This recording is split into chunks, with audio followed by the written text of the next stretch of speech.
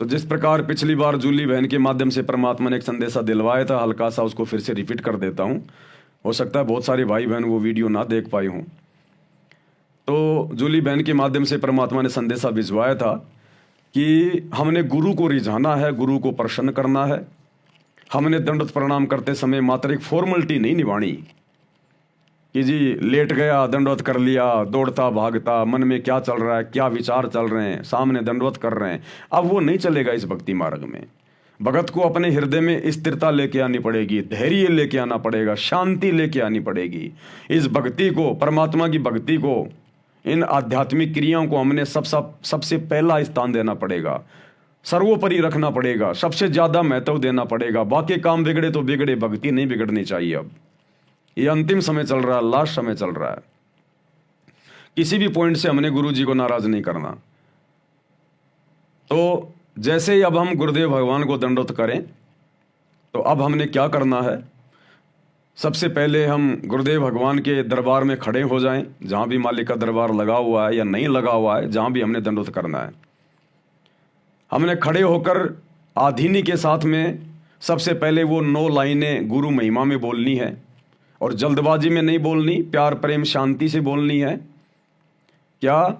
समरथ साहिब रतन उजागर, सत्य पुरुष मेरे सुख के सागर, जूनी संकट मेटो गुसाई, चरण कमल की मैं बलि जाही, भाव भक्ति दी जो परवाना, साधु संगति पूर्ण पद ज्ञाना, जन्म कर्म मेटो दुख धुंधा, सुख सागर में आनंद कंदा, निर्मल नूर जहूर जुहारम, चंदर गता देखो दीदारम, तुम हो बंकापुर के वासी, सतगुरु काटो यम की फांसी, मेहरबान हो साहिब मेरा, गगन मंडल में दीजो डेरा, चक्र चिदानंद अविनाशी, रिद्धि सिद्धि दाता सब गुण राशि, पिंड पराण जिन दीने दाना, गरीब दास जाकू कुर्बाना,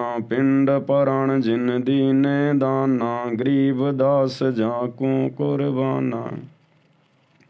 उसके बाद में ये 9 वाणियाँ सतगुरु के दरबार में खड़े होकर बोलने के बाद फिर हमने नीचे बैठ जाना है घुटने टेक के, और फिर हमने 2 वाणियाँ बोलनी हैं कम से कम। ज़्यादा बोलो आपकी मौज, आपकी मर्जी, लेकिन 2 वाणियाँ तो हमने कम से कम बोलनी चाहिए।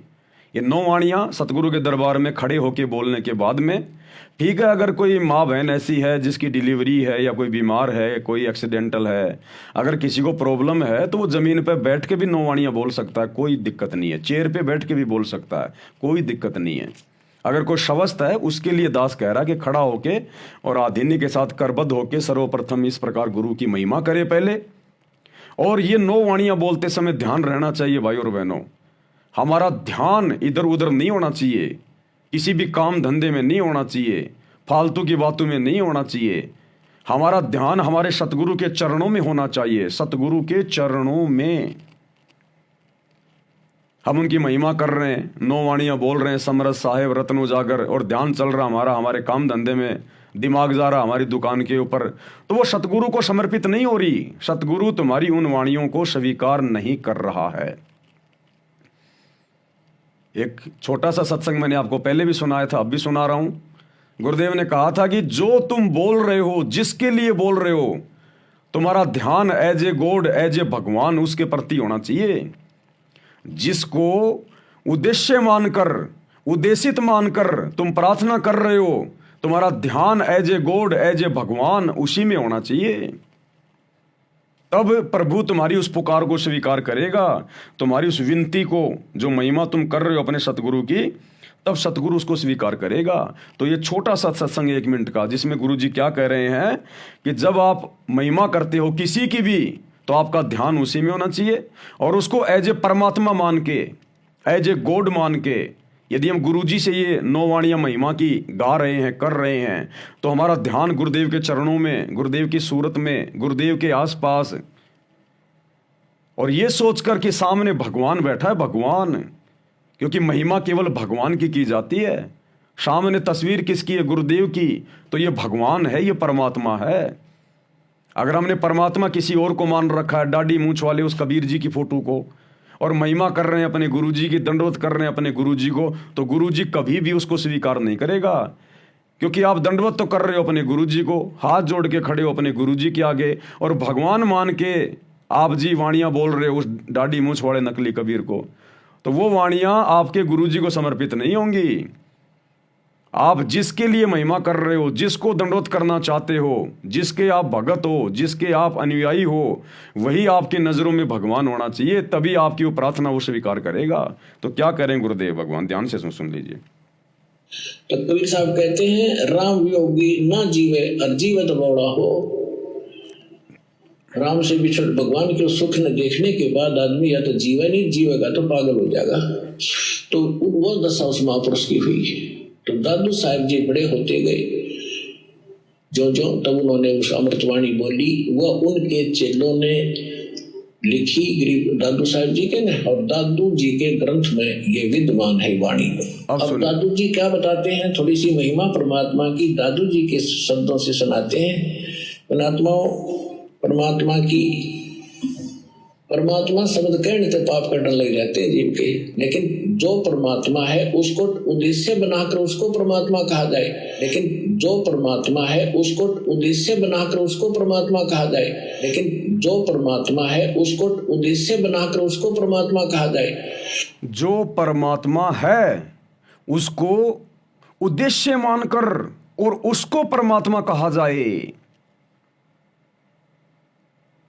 जो परमात्मा है उसको उद्देश्य मानकर उसी को परमात्मा कहा जाए, तब परमात्मा उसको स्वीकार करेगा।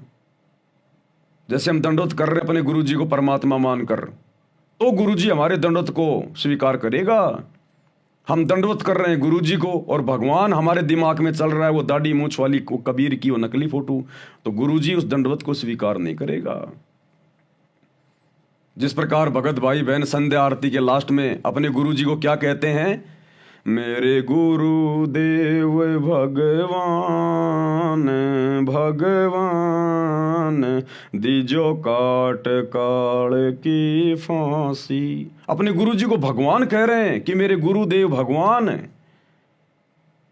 और जब जून का महीना आता है तो भगवान मानते हैं उस दाढ़ी मूंछ वाले मुर्दा कबीर को, नकली कबीर को।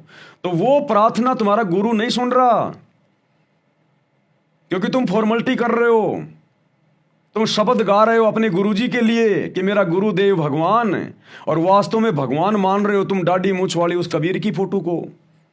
जून के महीने में कबीर प्रगट दिवस मान के भगवान मान रहे हो तुम उस मुर्दा फोटो को, तो गुरुदेव तुम्हारी वो प्रार्थना स्वीकार नहीं करेगा। गुरुदेव के कहने का मतलब ये है कि जिसको परमात्मा मानते हो उसको परमात्मा मानकर ही स्तुति करनी चाहिए और उसी की करनी चाहिए, अन्यथा तुम्हारी बात नहीं बनेगी। फिर आगे गुरुदेव ने एग्जाम्पल दिया, आगे गुरुदेव ने फिर एग्जाम्पल दिया। क्या कह रहे हैं परमात्मा? ध्यान से सुनिए फिर। अब जैसे हम तहसीलदार को और प्रधानमंत्री कहे जाए और उसका आगे एप्लीकेशन रखे प्रधानमंत्री के सत्र का काम और उसके तहसीलदार के आगे रखे, वैसे प्रधानमंत्री कहे जाओ कति नारी जय अरना वो काम कर सकता। क्या कह रहे हैं गुरुदेव? प्रधानमंत्री के लेवल का काम और वो प्रार्थना अगर हम किसी तहसीलदार के आगे रखेंगे और प्रार्थना करेंगे, वो काम जिंदगी में नहीं होगा। तो भक्ति और मुक्ति के लिए हम सारा प्रयास कर रहे हैं, और भक्ति मुक्ति के दाता सतगुरु, भक्ति मुक्ति के दाता, अब भक्ति और मुक्ति का दाता हमारा गुरु, और फिर हम भगवान मान के पूज रहे हैं दाढ़ी मूंछ वाली कबीर की फोटो को। अरे जो काम हमारे प्रधानमंत्री ने करना है, सतगुरु ने करना है, हमने उसी को प्रधानमंत्री मान के, सतगुरु मान के, भगवान मान के प्रार्थना भी उसी के चरणों में रखनी पड़ेगी, और उसी को मानना पड़ेगा कि यह काम केवल आप कर सकते हो, दूसरा कोई नहीं कर सकता। तो ज्यादातर भाई बहन क्या कर रहे हैं? उस तहसीलदार के सामने प्रार्थना लगा रहे हैं, दाढ़ी मूंछ वाले नकली उस कबीर के सामने, कागज के टुकड़े के सामने। तो बताओ कैसे हमारा रोग कटेगा जन्म मरण का? कैसे हमारा गुरु हमसे प्रसन्न होगा? तो भाई और बहनों, दास का कहने का मतलब है हम जब ये सतगुरु महिमा में उनको दंडवत करते समय जो 9 वाणियां बोलते हैं, सतगुरु साहेब रतन उजागर, ये वाली वाणियां सतगुरु की महिमा की, दंडवत से पहले 9 वाणियां, तो हमारा ध्यान, हमारा टारगेट हमारे गुरुदेव के चरणों में होना चाहिए कि एकमात्र परमेश्वर प्रभु अल्लाह कबीर सब कुछ भक्ति मुक्ति के दाता मेरे गुरुजी हैं, इनके अलावा दूसरा कोई कबीर जान में नहीं है। तब गुरुजी उन वाणियों को स्वीकार करेगा, भगत के उन शब्दों को स्वीकार करेगा, तब गुरु प्रसन्न होगा, तब वो ब्लूटूथ मैच करेगा। तो सर्वप्रथम ये 9 वाणियां हमें इस प्रकार से अपने गुरुजी में ध्यान लगा के, ना कि इधर उधर, ना किसी और देव महादेव में।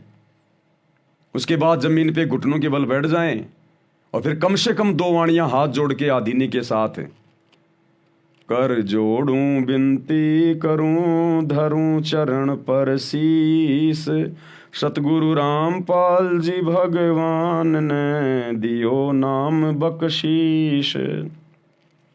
कोटि कोटि सिजदा करूं कोटि कोटि प्रणाम, चरण कमल में राखियो मैं बांदी जाम गुलाम। ये 2 वाणियां कम से कम हमने फिर घुटने के बल बैठ के अपने गुरुदेव के सामने उनके चरणों में ध्यान रख के, तो वो कोटि कोटि बार वो सिजदा, वो दंडवत गुरु स्वीकार कर लेगा। अरे एक दंडवत प्रणाम का कितना फल है, एक अश्वमेघ यज्ञ के समान। और यदि हम कहेंगे कोटि कोटि दंडवत कोटि कोटि प्रणाम, चरण कमल में राखियो में बांधी जाम गुलाम, परमात्मा स्वीकार करेगा उसको, क्योंकि हमारा लक्ष्य, हमारा टारगेट हमारा सतगुरु है। हमने उनको परमात्मा मान लिया, भगवान मान लिया। हमारे लिए और कोई दाढ़ी मूंछ वाला कबीर भगवान नहीं है। हमारे दरबार में हमारे गुरुजी के अलावा किसी और की फोटो नहीं होनी चाहिए, ना गरीबदास जी की, ना दादा गुरु की, ना पंडित चिदानंद जी की, ना दाढ़ी मूंछ वाले नकली कबीर की। अगर है तो चाहे आप कितने भाव से 9 वाणियां बोल लो, कितना कोटि कोटि दंडवत कर लो, परमात्मा स्वीकार नहीं करेगा। अगर किसी औरत के बटवे में, उसके पर्स में, अगर उसके पति के अलावा किसी गैर पुरुष की फोटो अगर उसके पति ने देख ली, वो पति उस औरत से प्रेम नहीं करेगा। तो हमारा दरबार साहिब हमारा पर्स है, हमारा बटुआ है, और हमारे बटुए में अगर हमारे गुरुजी के अलावा किसी और की फोटो दिखाई दे गई, ये अंतर्यामी परमात्मा, इसको देखने की जरूरत नहीं है। चीटी पायल बाजे पैर साहिब सुनता है सब लहर। कितना दंडवत करते रहना, कितना इसके गुणगान करते रहना, ये ध्यान नहीं देगा फिर। तो फिर कम से कम ये 2 वाणियां भगत भाई बहनों ने बोलनी है। और उसके बाद जिसको जैसा भी जो मंत्र मिला हुआ है, प्रथम नाम, सतनाम, सारनाम, उसके बाद 1 या 2 बार उन मंत्रों का हम जाप करें और अपने गुरुदेव के खुली आंखों से हम फिर दर्शन करें और फिर उनको दंडवत प्रणाम करें। तो ये दंडवत प्रणाम की जो विधि है, जिसके बाद में आत्मा बिल्कुल आत्म विभोर हो जाती है, वास्तव में हमें वो दंडवत का, वो यज्ञ का वो परिणाम मिलेगा, हमें वो फल मिलेगा। और आधीनी के साथ करना, हमने प्रणाम करना है, व्यायाम नहीं करना। अगर हम भाई बहन इस प्रकार से इन तमाम मर्यादाओं में रहकर गुरु को परमात्मा मानकर इस प्रकार से ध्यान से यदि हम ये दंडवत नहीं करते हैं, तो हम प्रणाम नहीं कर रहे, हम तो व्यायाम कर रहे हैं। व्यायाम कर रहे हैं हम तो, जमीन पे लेटना उठना। तो हमने प्रणाम करना है, व्यायाम नहीं करना हमने। परमात्मा कह रहे हैं, जय गोपाल दंडवत करो पैरो पड़ प्रणाम। तो इस प्रकार से करना हमने। भाई जो गुरु बचन पे डट गे, कट गे फंद 84 के, कट गे फंद 84 के, कट गे फंद 84 के।